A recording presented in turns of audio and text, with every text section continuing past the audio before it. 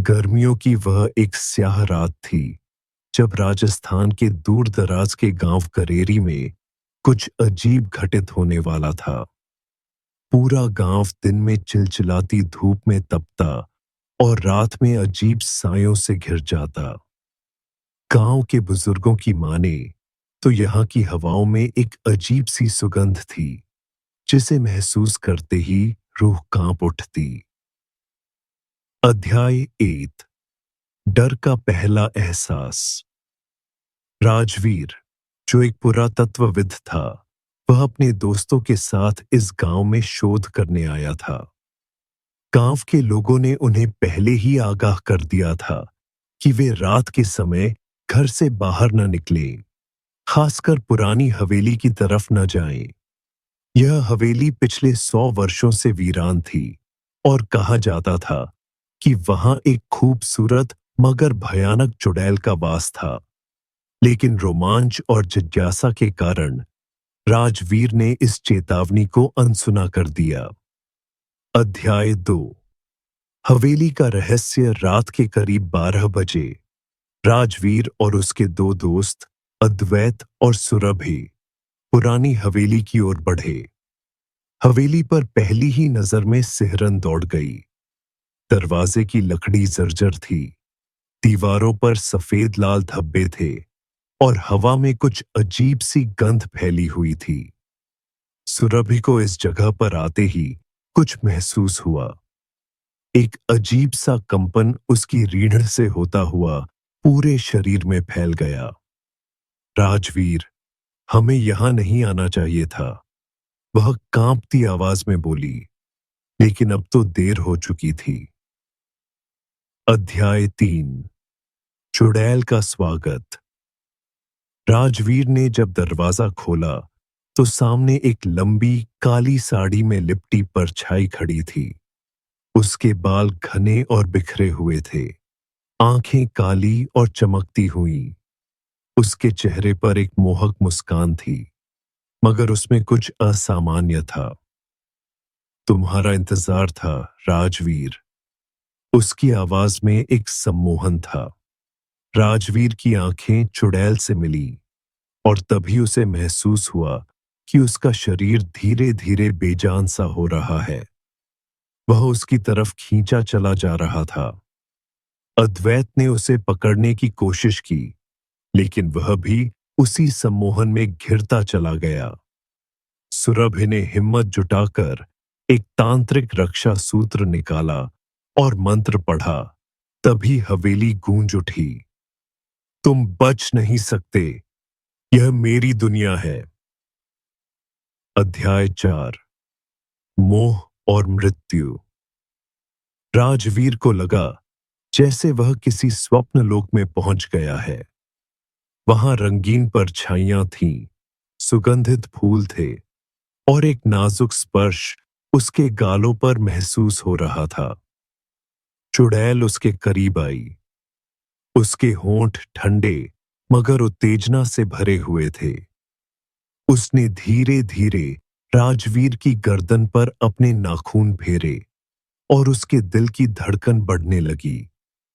यह एहसास मोहक था मगर खतरनाक भी।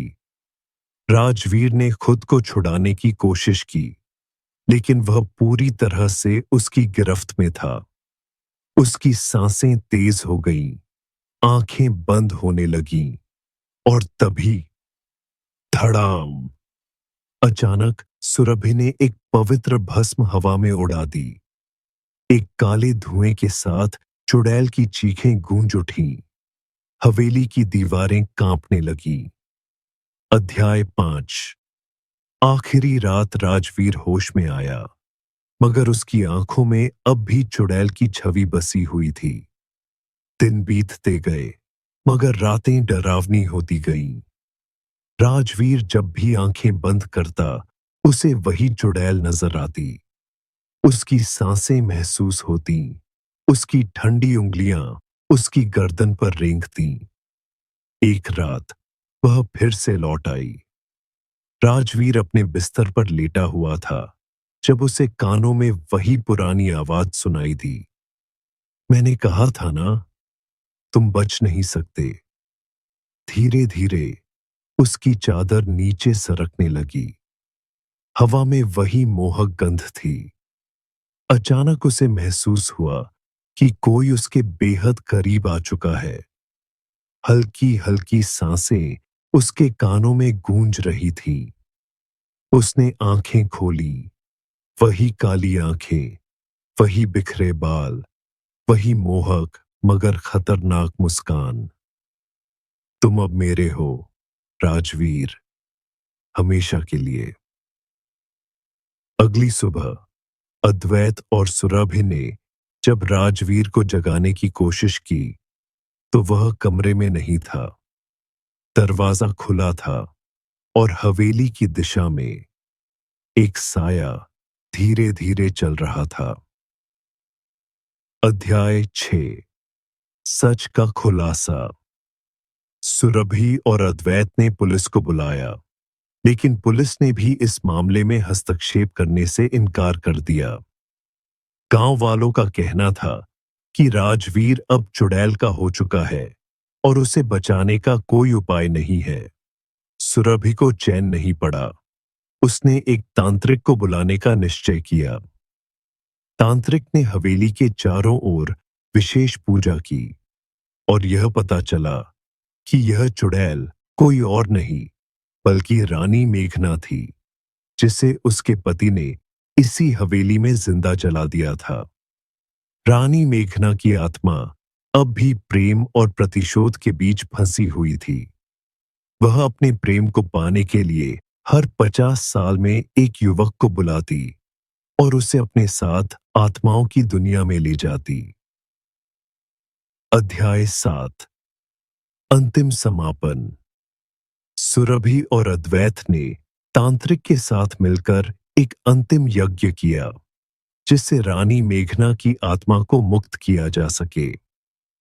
यज्ञ के दौरान हवेली जोर जोर से हिलने लगी। हवाएं तेज हो गईं और तभी एक दर्द भरी चीख गूंजी। नहीं, मैं उसे जाने नहीं दूंगी। लेकिन यज्ञ सफल रहा। एक उजली रोशनी के साथ चुड़ैल की आत्मा मुक्त हो गई। हवेली की दहलीज पर एक बेहोश राजवीर पड़ा हुआ था। जब उसने आंखें खोली तो उसे लगा जैसे वह किसी गहरे स्वप्न से बाहर आया हो। लेकिन क्या यह वास्तव में खत्म हो गया था? राजवीर के शरीर पर अभी भी किसी के नाखूनों के निशान थे। और तभी हवेली के किसी कोने से फिर वही मोहक मगर ठंडी आवाज आई। मैं लौटूंगी जब चांद फिर से पूरा होगा।